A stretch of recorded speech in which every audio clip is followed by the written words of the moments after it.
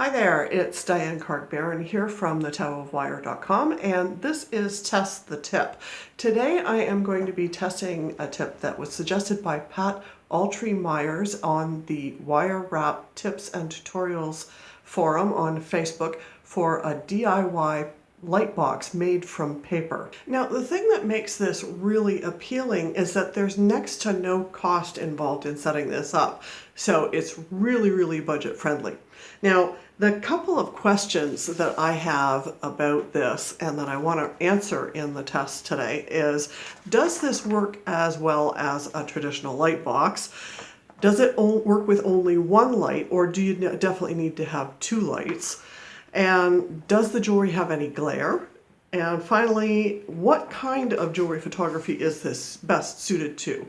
Is it best suited to just record keeping, or can you use it for lifestyle shots like for Etsy or for Instagram, or can you actually use it for jurying shots? So that's what we're going to explore. Let's get started.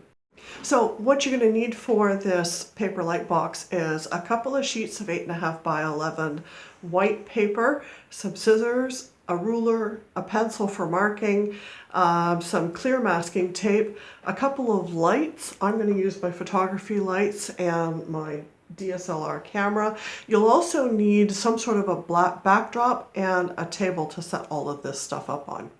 Okay, to set this up, you are going to need to cut 2 or 3 pieces of paper 6 inches tall and then tape them together with the clear tape so that they form a circle. And then you put them on top of the background. I've got a white background here that I'm using. And then you want to take your lights and shine them just over the edge of the paper light bulb. So let me turn that on. That's very bright. So that's one.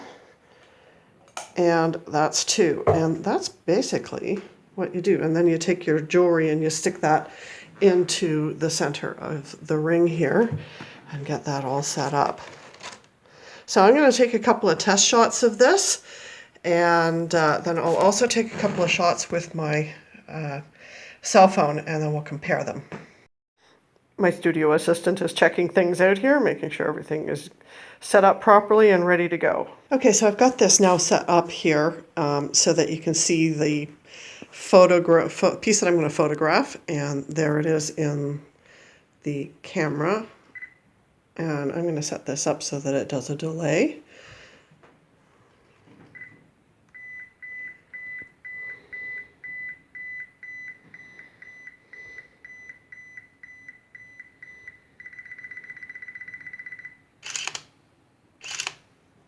And there you go. Okay, so right now I can see that there's not much of glare there. But we'll look at this in the photo processing afterwards.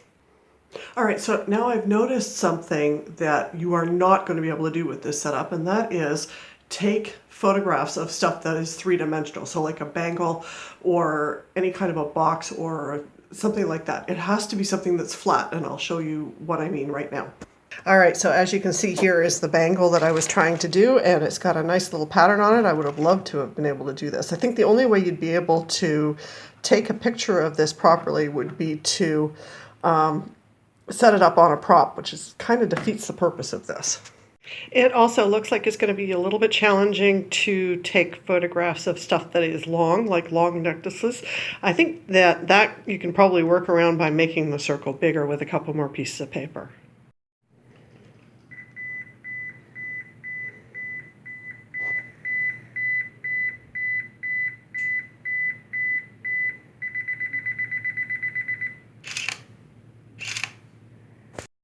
All right, so my final thoughts on this, going back to the questions that I had about this, does this work as well as a traditional light box? And in my opinion, no, it doesn't.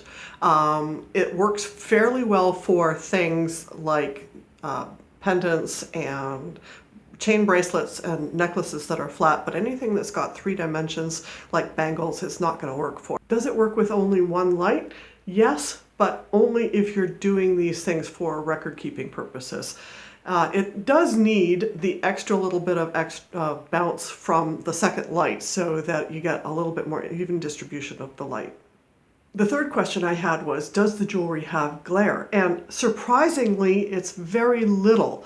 I was actually pleasantly surprised about this because it does give you a fairly even color of light, a fairly even tone of light all through the pictures. And the fourth question that I have is, what kind of jewelry is this suited to? And I would say that this would be a really good way of doing record keeping jewelry. So shots that you're doing just to make sure that you have a picture of your piece before you send it out. Maybe doing some lifestyle stuff. I would definitely not use this for jewelry photos. I mentioned that I was going to do a side-by-side comparison of the photos I took with the DSLR and the cell phone. So here they are with the first piece I photographed, and then again with the necklace. And finally, the side-by-side comparison of using two lights versus using one light. All right, so my final verdict on this for Test the Tip is that the DIY paper light box is worth setting up if you're doing record keeping or if you're doing something that is possibly lifestyle and needs a quick shot. So in terms of passing or failing the test, this definitely passes.